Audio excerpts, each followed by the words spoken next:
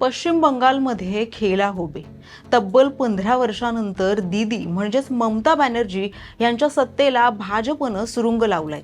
सगळ्या देशाचं लक्ष लागून राहिलेल्या पश्चिम बंगाल विधानसभा निवडणुकीत भारतीय जनता पक्षानं मोठी मुसंडी मारली, तर दीदींची मात्र पिछेहाट झाली। गेल्या 1.5 दशकांपासून राज्यात तृणमूल काँग्रेसची एक हाती सत्ता होती। मग यावेळी नेमकं काय बिघडलं, बंगालच्या जनतेनं दीदींना का नाकारलं, त्याविषयीचा सविस्तर आढावा आजच्या व्हिडिओमधून घेऊयात। नमस्कार, मी प्रेसिदा आणि आपण पाहताय लोकसत्ता लाईव्ह। पश्चिम बंगाल विधानसभा निवडणुकीत 2 टप्प्यात मतदान पार पडलं होतं। या दोन्ही टप्प्यांचं मिळून 92.47% इतकं विक्रमी मतदानाची नोंद झाल्याची माहिती निवडणूक आयोगाने दिली। गेल्या 6 ते 7 दशकात यंदा प्रथमच कठोर उपाययोजनांमुळे राज्यातील मतदारांनी निर्भीडपणे मतदानाचा हक्क बजावल्याचं पंतप्रधान नरेंद्र मोदी म्हणाले होते। निकालातून विकसित भारताचा पाया भक्कम होईल असा विश्वासही त्यांनी व्यक्त केला होता। तर दुसरीकडे ममता बॅनर्जी यांनी भाजपावर टीकेची झोड उठवताना राज्यात पुन्हा एकदा तृणमूल काँग्रेसची सत्ता येणार असं ठामपणे सांगितलं होतं। अत्यंत अटीतटीच्या झालेल्या या लढतीत मुख्यमंत्री ममता बॅनर्जी या सलग 4थ्यांदा सत्ता स्थापन करणार की भाजपच्या परिवर्तनाच्या हाकेला जनता प्रतिसाद देणार, याबाबत कमालीची उत्सुकता निर्माण झाली होती। दरम्यान निवडणूक आयोगानं सोमवारी दुपारी 2 वाजेपर्यंत जाहीर केलेल्या आकडेवारीनुसार राज्यातील 293 पैकी तब्बल 197 जागांवर भाजपनं आघाडी घेतली होती। दुसरीकडे मुख्यमंत्री ममता बॅनर्जी यांच्या नेतृत्वाखालील पक्षाला 100चा आकडाही गाठता आला नव्हता। विधानसभा निवडणुकीत ममता बॅनर्जी यांच्या तृणमूल काँग्रेसला अनेक कारणांमुळे मोठा फटका बसल्याचं दिसून येतंय। 15 वर्षांच्या प्रदीर्घ सत्तेनंतर मतदारांची नाराजी हे त्यामागचं महत्त्वाचं कारण मानलं जाते। तृणमूल काँग्रेसच्या प्रशासन आणि स्थानिक नेत्यांच्या कार्यपद्धतीवर मतदार नाराज असल्याचं दिसून आलं। शिवाय कोलकाता येथील आरजी कर मेडिकल कॉलेजमध्ये एका तरुणीवर झालेल्या बलात्काराच्या घटनेवरूनही महिलांमध्ये सरकारबद्दल प्रचंड संताप होता।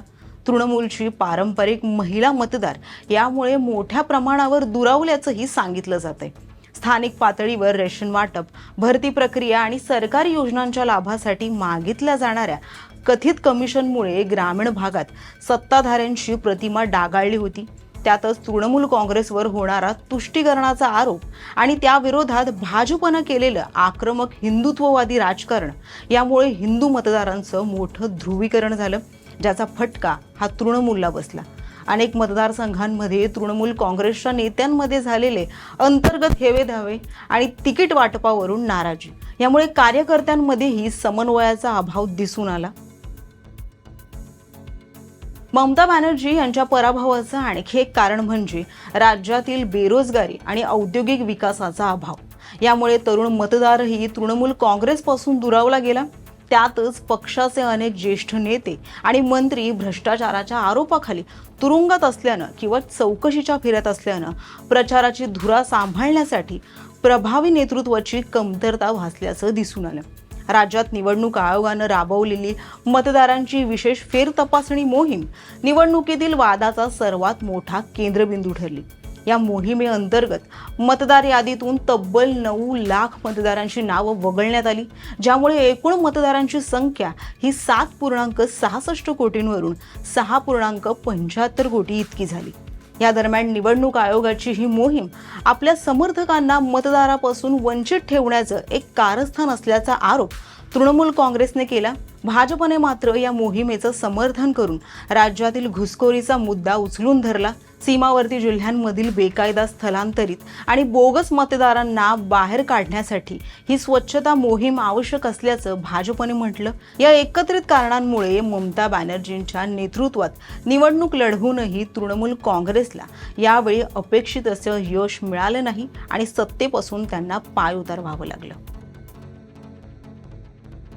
दरम्यान पश्चिम बंगालमध्ये ज्या भाजपनं विजय मिळवला त्याची कारणंही जाणून घेणं महत्त्वाचं ठरतं।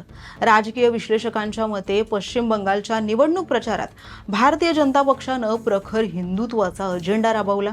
विशेषतः घुसखोरांच्या मुद्द्यावरून राज्यातील मतदारांचं ध्रुवीकरण करण्यात पक्षाला मोठं यश आलं। त्यातच तृणमूल काँग्रेसच्या दीर्घकाळ असलेल्या सत्तेमुळे निर्माण झालेली नाराजी भाजपसाठी फायदेशीर ठरली। स्थानिक पातळीवरील कथित भ्रष्टाचाराचा मुद्दा भाजपनं आपल्या प्रचार मोहिमेत प्रभावीपणे मांडला। यापूर्वी तृणमूल काँग्रेस पक्षाकडून भाजपावर बाहेरील पक्ष असल्याची टीका केली जात होती।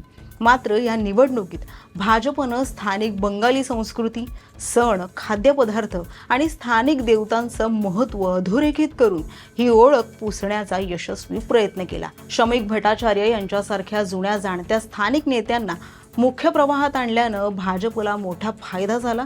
अर्थात त्याचा परिणाम हा विधानसभा निवडणुकीत पाहायला मिळाला।